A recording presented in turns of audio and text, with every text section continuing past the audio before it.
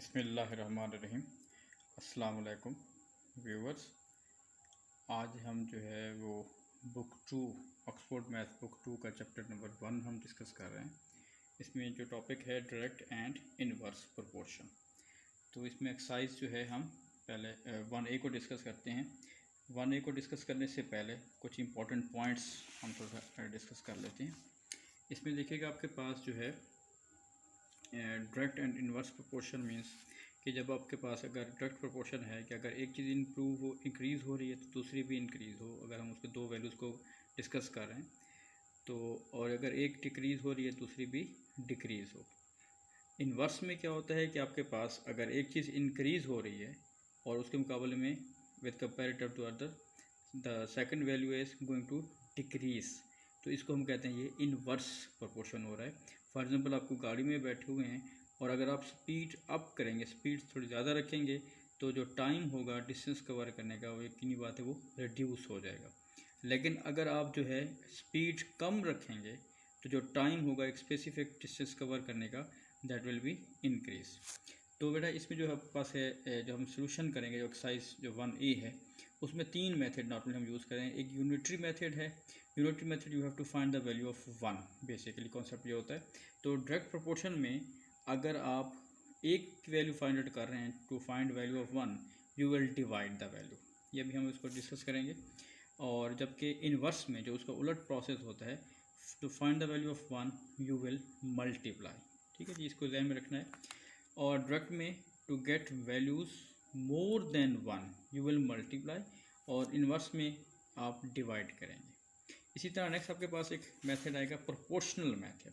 Proportional method में अगर हम जैसे हम बात करें फॉर डायरेक्ट प्रोपोर्शन में इसको यूँ लिखते हैं y varies as x। This is also known as, you can read y directly proportional to x। This symbol is known as the proportion. तो इसको जब हम प्रोपोर्शनल सिंबल है इसको जब इक्वेशन फॉर्म में बनाएंगे तो that will be y is equal to kx। k is constant of proportion. इसी तरीके से जब आप इनवर्स की बात करेंगे तो y varies as 1/x। So y is equal to k/x। इसको थोड़ा सा बात डिस्कस कर रहे थे। This is known as the equation.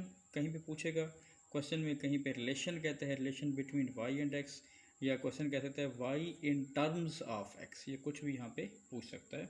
तो फॉर एग्जांपल इसको थोड़ा सा हम k को डिस्कस कर लेते हैं क्योंकि ये कॉन्सेप्ट जो है आपका ज़्यादातर आएगा तो आपके पास होना चाहिए कॉन्सेप्ट के इसमें किससे हम बात करें। फॉर एग्जांपल आपके पास एक कोई बिस्किट पैक है तो अगर आप ₹5 का लेते हैं तो उसमें 3 बिस्किट आते हैं। If you spend 10 rupees you get 6 biscuits, and if you spend 15 rupees you will gate 9 biscuits. अगर हम इसकी रेशियो फाइंड आउट करें तो रेशियो मीन्स कि डिवाइड 3 डिवाइडेड बाई 5, या आप कह सकते हैं 5 divided by 3, 10 divided by 6, 15 divided by 9। अगर आप गौर करेंगे तो इसका आंसर भी 5/3 है। जब आप इसको सिंपलीफाई करेंगे तो आंसर विल बी 5/3, और जब आप इसको सिंपलीफाई करेंगे 3 से डिवाइड करें तो दैट विल बी 5/3। सबका एक ही कांस्टेंट आपके पास नंबर आ रहा है, दिस इज़ कांस्टेंट रेशो। और तीसरा मेथड जो यूज़ करते हैं वो है रेशो मेथड से। कुछ सवालों को हम रेशो मेथड से भी सॉल्व कर सकते हैं। अच्छा जी, जो एक्सरसाइज 1A है इसमें से हम कुछ क्वेश्चंस को जो है वो डिस्कस कर रहे हैं 1A में। इसमें देखिए जो फर्स्ट क्वेश्चन लिखा हुआ है कि 108 identical books have a mass of 30 kg, find the mass of 150 such books. और सेकंड पार्ट में है the number of such books that have a mass of 20 kg। इसमें देखिए बेटा हमने यूनिटरी मेथड को यूज़ किया है कि mass for 108 books that is 30 kg। जो चीज़ फाइंड आउट करनी होती है उसको आप बाद में लिखते हैं। तो इसमें मैथ्स फॉर 1 बुक आप इसको डिवाइड करेंगे, और maths for 150 books you will multiply. इसको सिंप्लीफाई किया हुआ है सारा, ये वर्किंग की हुई है और इसका आपको ये आंसर आ रहा है। नेक्स्ट जो सेकंड पार्ट इसमें है कि you have to find the number of books. आपके पास यहाँ पे है कि number of books for 30 kg that is 108।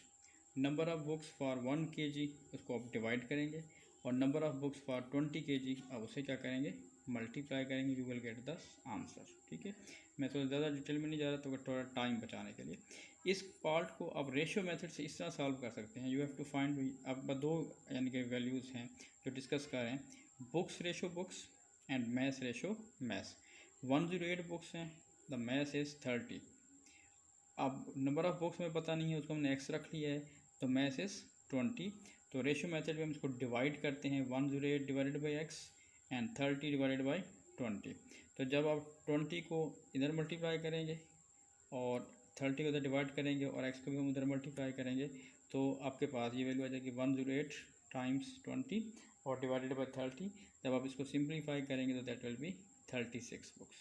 इस तरह क्वेश्चन 2 है, इसको मैं थोड़ा सा इसमें पास कर रहा हूँ, तो आप उसको स्टेटमेंट पढ़ के खुद भी अटैम्प्ट करने की कोशिश कर सकते हैं।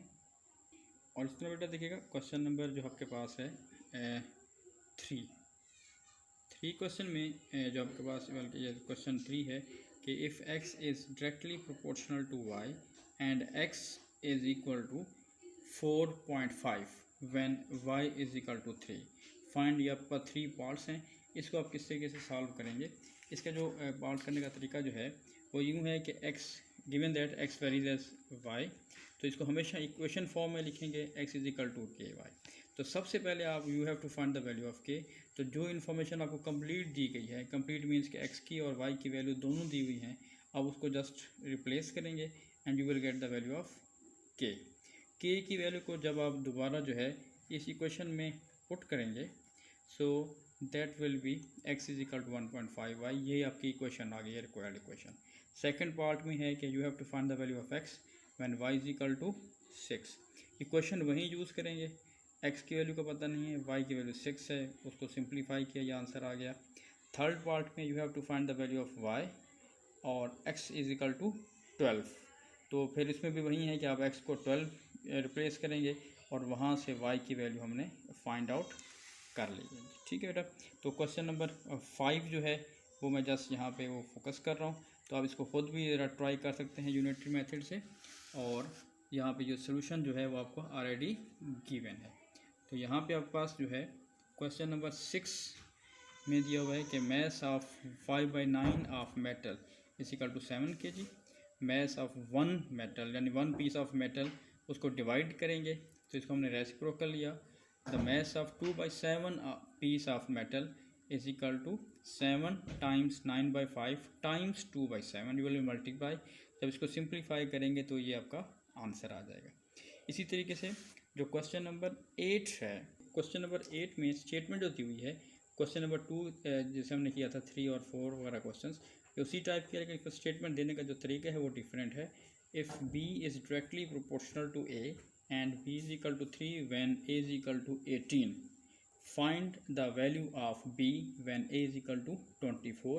इसका जो कॉन्सेप्ट है वो ऑलमोस्ट वैसे ही रहेगा कि आपके पास जो है हम जो वैल्यू आप फाइंड आउट कर रहे हैं कि given that b varies as a, इसको अब जो प्रोपोर्शनल है इसको आप इक्वेशन फॉर्म बनाएंगे।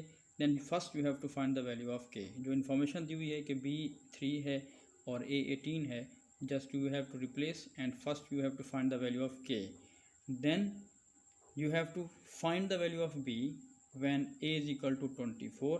और अब इस क्वेश्चन में पुट करेंगे, आपके पास b is equal to 4 इसका आंसर आ जाएगा जी। हाँ जी, आज का बेटा जो लास्ट क्वेश्चन है जो हम डिस्कस करें वो क्वेश्चन नंबर 10 है। इसमें दिया हुआ है y is directly proportional to x and y is equal to 20 when x is equal to 5। First part में you have to find the equation और सेकंड पार्ट में आपने ग्राफ जो है वो फाइंड करना है, यानी इसको स्केच बनाना है। तो इसमें देखिएगा, तो पहला पार्ट तो वैसे है y वेरीज एज x, इसको आप इक्वेशन फॉर्म में बनाएंगे। Then you have to find the value of k first. k की वैल्यू जब आ जाएगी तो ये आपके पास रिक्वायर्ड इक्वेशन आ गई। इसमें अगर ग्राफ स्केच बनाने के लिए उसने लिखा है y अगेंस्ट x, तो x एक्सिस यहाँ पे लिखेंगे और y यहाँ पे लिखेंगे। तो उसके बाद आप कोई पॉइंट अगर ले लें, क्योंकि कोई पॉइंट होते हैं उसमें दो कोऑर्डिनेट होते हैं, एक x और एक y। फॉर एग्जाम्पल इसमें अगर आप x को 0 पुट करेंगे तो that will be y is equal to 0। x को अगर आप 1 रिप्लेस करेंगे तो 4 1 ज़र 4, y विल बी 4। x को अगर आप 2 रिप्लेस करेंगे 4 2 ज़र 8, y विल बी 8। तो ये आपके पास पॉइंट्स आ गए। इसको पॉइंट्स को आप प्लॉट करें, ये आप लोग ऑलरेडी पिछली क्लासेस में पढ़ चुके हैं। 0 0 1 4 एंड द 2 8। जस्ट इसको आप ज्वाइन करेंगे तो आपके पास ये एक स्ट्रेट लाइन आ जाएगी। उम्मीद काफ़ी आपके पास ये एक्सरसाइज समझ आ गई होगी। कोई प्रॉब्लम होंगे तो इसको हम बाद में डिस्कस करेंगे। ओके जी, अल्लाह हाफिज़।